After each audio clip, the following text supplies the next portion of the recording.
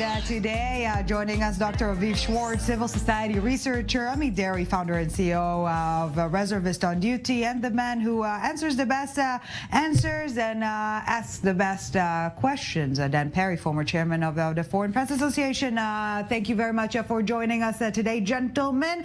Our main topic, the march to the president, is underway. Will, or should I ask, should Israel U-turn to unity? If Netanyahu forms a government with the far right and the Haredi parties, as appears likely at this point, it will be a government that will probably badly undermine the rule of law, unsettle social cohesion in Israel, hasten the onset of theocracy, and quite possibly bring about a third intifada.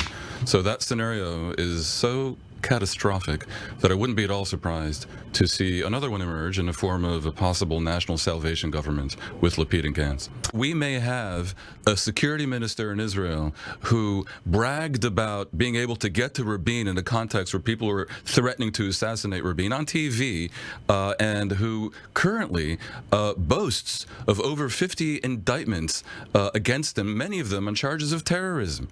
It's beyond belief that a person like this, who just, in recent months was filmed pulling a gun on people in parking lots, is going to be the security minister and the police minister. And it's not just one man. The nature of the security minister in Israel is such that they can have a real impact on how the police will react. For example, next time there's riots in Israel, next time the Arabs riot, perhaps because of Israel's policies in the West Bank, it could be legitimately catastrophic and bring about a civil war. Is the center-left bloc, because of the bad blood, because of ego and animosity, blah, blah, blah, do they keep on doing the same mistake? Dan Perry.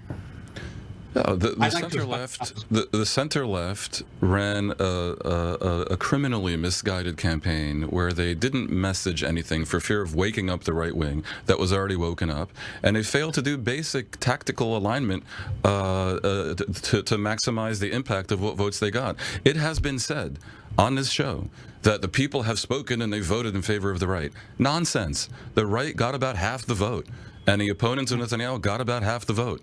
The reason the right has 53% of the Knesset is because the left allowed 6.5% of their support to fall beneath the electoral threshold because Lapid et al. Failed to prevent the splintering of several parties. Dr. And the result is what we currently see. I would agree with Dan that the Coalition for Change, or the outgoing government, the parties that made up the outgoing government and will likely represent the opposition this time around, were very factionalized, did not approach this campaign in the wiser strategic way that the right wing did, and the results are evident for all.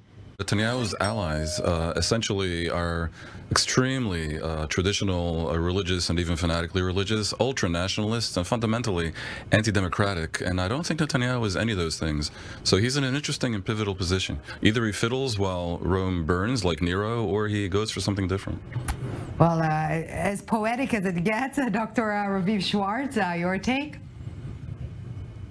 Among the coalition or the future coalition partners of the Netanyahu family in the imminent government, I think there's a fair amount of ideological cohesion. Dan Perry, let's bounce back to the global standing. Those bombshell President Herzog recordings saying the world is terrified of the thought that Ben Gvir will be a minister.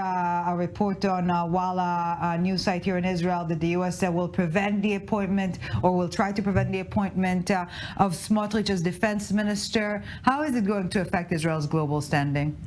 Israel's global standing, if the government is a far-right government, will suffer badly, and not only vis-a-vis Europe, but also the United States for as long as Biden is in power, and also with American Jews, especially the youth among which do not support this illiberal and ultra-conservative version of Israeli Judaism. I have to say the indifference that we see in Israel toward what's to come is rather stunning, and I do not think Netanyahu shares it. I'm pretty sure he knows what his position will be like on the world stage if this is the government that he sets up. And you're right about the override clause.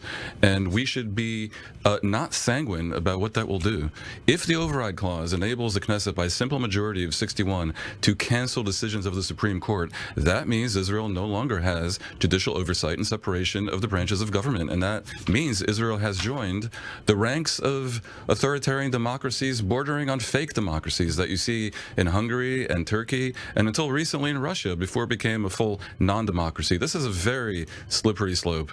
And if that is the path Netanyahu takes, then Israel is headed for dark times indeed.